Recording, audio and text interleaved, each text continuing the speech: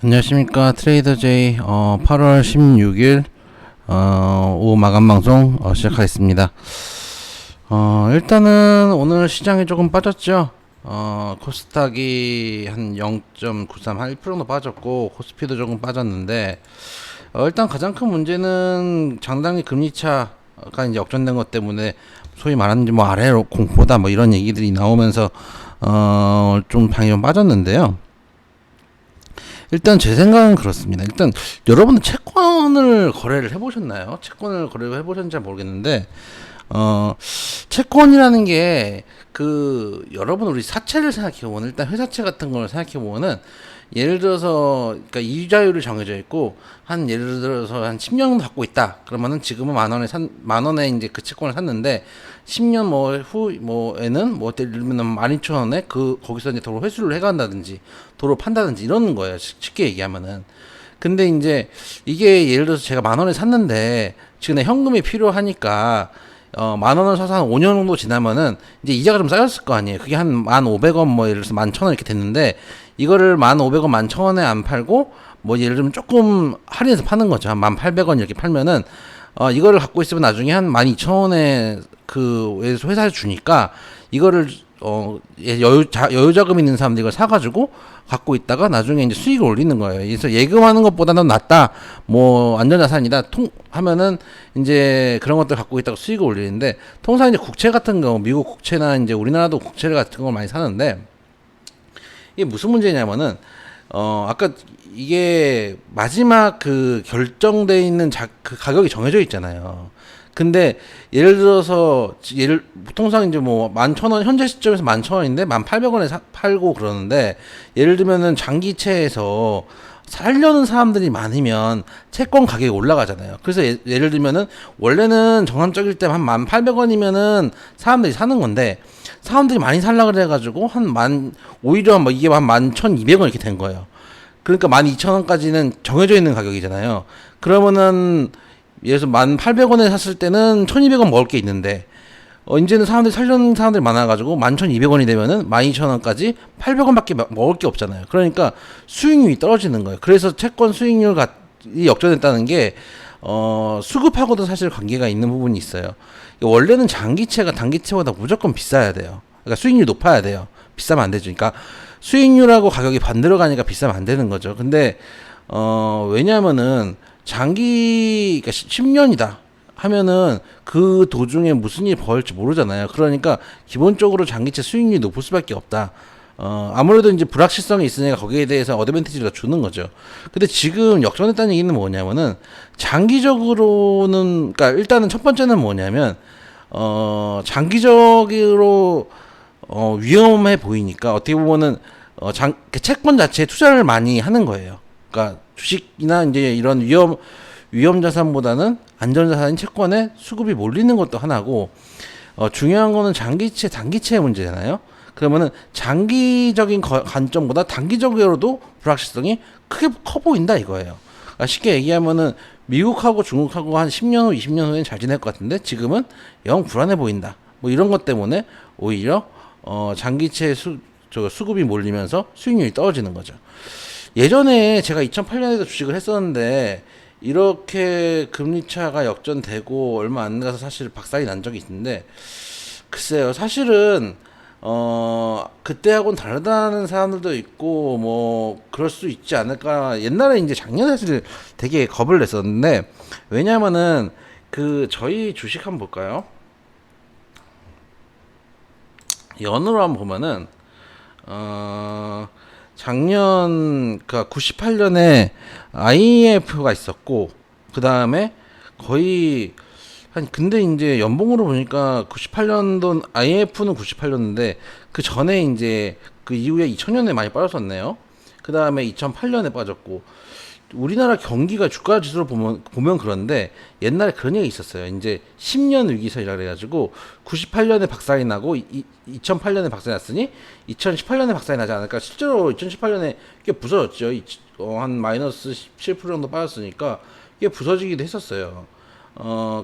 옛날 2011년에 그리스 위기 때 또 많이 빠졌다 했는데 그때는 종가가 한 연봉 기준으로 한 10% 정도 빠졌으니까 엄청나게 빠진 건 아니에요. 연봉으로 봤을 때는요. 월봉으로 봤을 때도 사실은 2008년에는 이 정도, 월봉으로 봤을 때도 한 요 정도. 뭐 여러분들 이제 사실은 연봉으로 보면 간단해 보이지만은 월봉으로 보면 무지하게 빠진 거예요. 2100선에서 2100까지 갔다가 892까지 왔으니까 엄청나게 빠졌던 거고, 그랬을 때도 마찬가지예요. 그래도 꽤 한 25% 정도 낙폭이 나오네요. 지금은 어떠냐? 지금 낙폭으로만 보면은 그때보다 더 많이 나왔죠. 30% 가까이 나왔으니까 그때보다 더 많이 나왔는데, 여기서 추가 하락을 할 거냐 말 거냐라는 건 확률상으로 봤을 때는 글쎄요. 지금 저는 현재 시점에서 확률을 논하라면은 아직은 좀 견조하지 않은가라고 생각은 하고 있는데, 그거는 이제 결과론적인 문제. 왜냐면은 어쨌든 간 2008년도는 구조적인 문제가 있었고, 그러니까 룸 브라더스라는 회사 자체가 뭐 아작이 난 거기 때문에 이걸 살려낼 수가 없잖아요. 그래서 구조적인 문제가 있었는데, 여기는 지금 현재 시점은 좀 정치적인 문제가 있고, 그래서 럼프 형님이 다음에 재선을 못한다 그러면은 또 아예 판이 바뀔 수가 있기 때문에 해결 가능하고 수습 가능해 보이는 문제처럼 보여요. 근데 제가 2008년의 기억을 돌이켜 생각해 보면은 그 당시에도 그랬거든요. 그 당시에도 큰 문제 없고 뭐 우리나라의 영향이 제한적이고, 대부분 이제 방송의 전문가들이 나와서 그렇게 얘기했는데, 어느 한 순간에 부서져서 내려가기 시작하는데 그 정신이 없이 빠져요. 그냥 그 삼성전자하고 나발이가 없어요. 그냥 뭐라 그럴까요? 버티다가 그 마지막 연이 끊어져서 날아간 것처럼 훌룩 다 빠지고, 이제 제가 제일 무서운 건 로스커 물량이 터지는 건데, 이게 어느 정도 주식이 이제 빠지기 시작하니까 그 프로그램으로 매도가 나오는 거예요. 그러니까 지금은 예를 들어서 빠졌다가 뭐 밑에 꼬리도 나오고 이렇게 하는데, 그 당시에는 빠질 때 아예 프로그램으로 밀어버리니까 뭐 반등이고 나발이가 없어. 그냥 미친 듯이 빠져요. 그래서 그런 사태가 벌어질까봐 사실 되게 걱정하긴 하는데, 아직까지는 그런 시기는 아니라고 생각해요.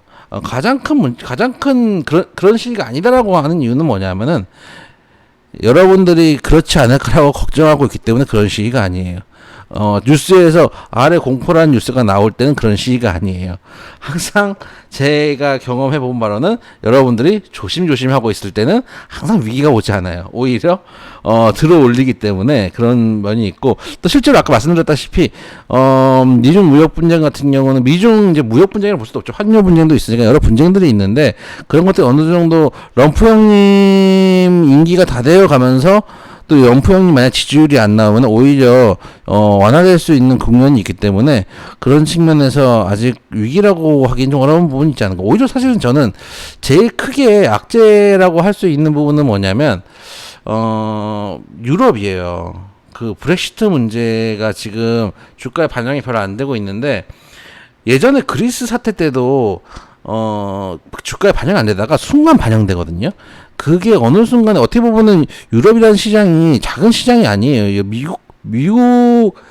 미국이 아무리 크다고 해도 독일도 있고 프랑스도 있고 영국도 여러분들 아는 나라들이 몇 개인데, 강대국들이 몇 개가 모여 있는 연합이 유럽 연합인데, 그게 어느 순간에는 주식시장이 그리스가 반영될 수 있는 때가 올 것 같은데, 제 생각에는 그 순간이 가장 무서운 순간이 아닐까라는 생각을 하고 있어요.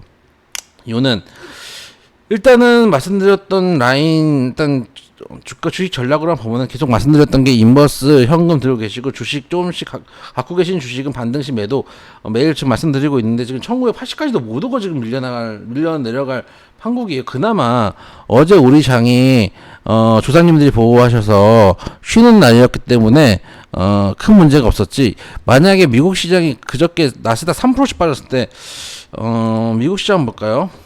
미국 시장 차트를 보면은, 미국 시장 같은 경우는 지금 나스닥 같은 경우에 부러진 거 보면은 뭐 여기 이따 음봉이 음봉이 크게 나왔죠. 음봉 보이실 테고, 다우도 마찬가지 음봉이 보이실 텐데, 이날에 만약에 우리가 장이 열려가지고 우리도 장이 열려서 이 공포를 같이 맛봤으면은 아마 훨씬 더 세게 장이 뿌릴 수도 있었는데, 그나마 이제 하루 쉬는 날 있었기 때문에 망정이라고 생각하고, 여기는 이제 환율인데, 환율 미친듯이 올라가고 있죠. 제가 제일 무서워하는 건 이 환율이에요. 오히려 이 환율이 수세적으로 상승을 계속 이어나가면 외국인 장에 빠져나갈 수 있기 때문에 그런 측면에서 오히려 무서워하는 건 이 환율이다 말씀을 좀 드리고 싶고, 일단 우리 주가적인 전략은 말씀드린 대로 반등시 매도, 주식 비중 줄이시고, 그 다음에 인버스는 갖고 계시는 분, 작년 4월부터 제가 스튜디오 방송할 때 계속 말씀드렸던 인버스 갖고 계신 분들 아직도 보유, 형 갖고 계시는 분들 아직도 보유. 사실은 이런 장이 이제 먹을 만한 종목들이 많아요. 이제 제가 이제 마감 방송이나 마감 방송 좀 하고 이제 핫클립 방송이나 좀 하고 하지, 따로 이제 무료 방송으로는 이제 리딩을 하진 않으니까. 근데 오히려 이런 장에서는 먹을 것들이 짧게 치고 글쎄요, 짧게는 뭐 한 3, 4%씩 짤짤이 치고, 뭐 좀 길게 봤을 땐 뭐 하루에 한 10% 떼기 하기도 좋은 종목들이 있거든요. 왜냐하면은 세력 형님들도 지금 마음이 급하시거든요. 이럴 때는 옛날에는 예를 들어서 뭐 개미 털기도 나오고 시간도 좀 많이 끌고 하는데, 요즘은 형님들 마음이 급하시기 때문에 오히려 뭐라 그럴까요? 그 성급함 때문에 그 주가 흐름이 좀 단순해지는 경우가 있어요. 그래서 오히려 단기적으로 먹을 수 있는 구간들이 좀 많이 나오는데 여러분들 잘 먹고 계시는지 모르겠네요. 그래서 오늘 방송은 여기까지 하고, 계속 말씀드리는 거지만 인버스 현금 쥐고 계시는 분들 끝까지 쥐고 계시고, 아직까지 뭐 예를 들어서 아래 공포가 뭐 주식시장에 도래했네 어쩌네 하는데, 여러분들 뉴스에서 아래 공포라고 얘기 나오면은 아직은 주식시장이 멀쩡하구나 라고 생각하시면 됩니다. 이제까지 저희 경험상 다들 뭐 공포감을 느끼고 있을 때는 항상 부러지지 않더라고요. 그게 현실이기 때문에 안타깝지만, 그게 현실이기 때문에 오히려 옛날에 이게 예를 들면 우리들 뭐 종목으로 봤을 때 급등주도 부러지기 전에 부러질 것 같아라고 했을 때 한 번 더 들어올리잖아요. 그때 이제 수급이 붙으면 그제서야 던지는 세력 형님들 그런 것처럼 오늘 제가 느끼기에도 아직은 통상은 이제 장단기 금리 차가 역전이 된 다음에 시간이 좀 필요해요. 항상 한 1에서 한 2년 정도는 1년 반에서 2년 정도는 걸렸던 것 같아요. 그러니까 지금부터 마음의 준비는 하고 있어야 되겠죠. 사실은 마음의 준비는 작년부터 하고 계셨어야 돼요. 작년부터도 사실은 우리가 많이 두드려 맞았죠. 보면은 뭐 2600까지 갔다가 지금 생각해보면 2600 정말 어마어마한 그런 뭐 호시절이 없었죠. 이제 다시는 오지 못할 가격처럼 보이는데, 근데 이제 주식이라는 건 그래요. 경제가 발전하고 아무래도 기술이 발전하고 사회가 발전하기 때문에 기본적으로 주식은 우상향이 돼요. 왜냐면은 계속 물가 돈은 찍어내고 돈은 찍어내야 되거든요. 그러니까 이거에 대한 교육은 제가 나중에 혹시 또 방송을 길게 할 일이 있으면 말씀드리는데, 이게 은행 금융업하고 엮여져 있어가지고 돈은 기본적으로 계속 찍어낼 수밖에 없어요. 그러니까 예를 들면은 간단히 말씀드려볼까요? 은행에서 예를 들어서 누가 10,000원을 줬어요. 10,000원을 나한테 예금을 했는데, 예를 들어서 누구한테 대출도 해주잖아요. 근데 누군가가 이 돈을 갖고 있었는데 10,000원을 예를 들어서 맡겨놓고는 통상 찾아가는 게 한 3,000원 찾아가더라. 그렇게 찾아갈 수도 있잖아요. 그러니까 통상 한 3,000원 찾아가고 4,000원 찾아간다. 이렇게 했을 때 그러면은 한 5,000원, 6,000원은 다 찾아가지 않으니까 그만큼 대출을 준단 말이에요. 그러면은 은행 안에 돈 지금 10,000원 있죠. 대출 줬기 때문에 또 예를 들어서 5,000원이 더 시중에 도는 거잖아요. 그 15,000원의 돈이 돌잖아요.